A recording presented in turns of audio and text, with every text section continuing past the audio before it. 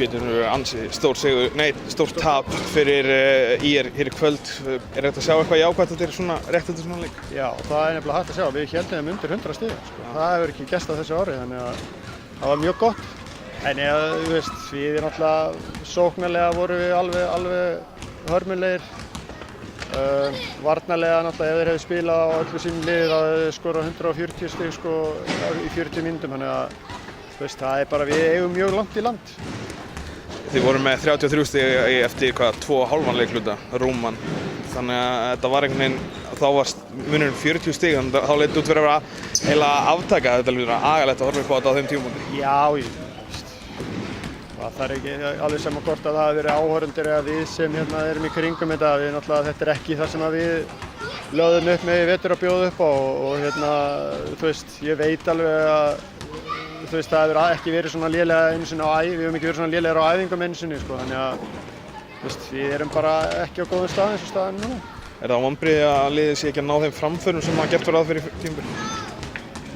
Sko, í sjálfu sér erum við búnir að spila saman, þessi hópur er búinn að spila saman í 2 leiki og við erum kannski búin með einhverjar 7 æfingar.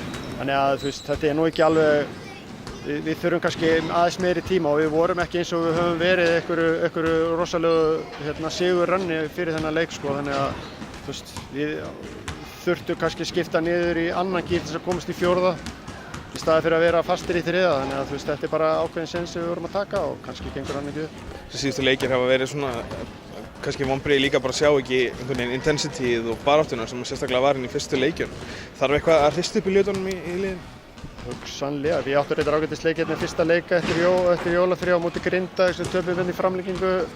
Svo töpuðum við núna fyrir Stjörnuna síðast og svo þessum leik stórt. Það er náttúrulega búið að ekki vera nógu gott en við vorum kannski með breiðari hóp fyrir tímabilið og við erum búin að missa mjög mikið af leikmönnum á ýmsum ástæðum, þannig að það er erfitt að halda uppi sömu kistunni þegar maður er bara ekki með mannskapinn í það. Staðan á okkur núna 2 stig, það eru 6 stig upp í öruggt sæti og það eru 12 stig í pottinum, næstum 2 leikir á móti Haukum og Skallagrím. Er þetta ekki svona, má ekki setja upp sem úrslitaleiki?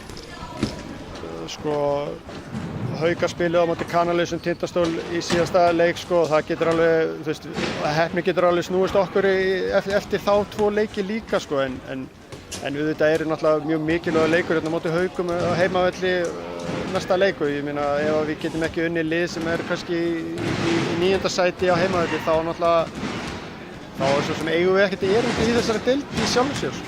Hversu svört er staðan akkurat núna eftir þennan leik? Hún er í sjálfu sér ekkert mikið svartari heldur en hún var í morgun þegar ég vaknaði, Þú veist, þannig að þú veist, glugginn hann er ekki að stækka fyrir okkur að halda okkur í deildinni. Glæsilegt.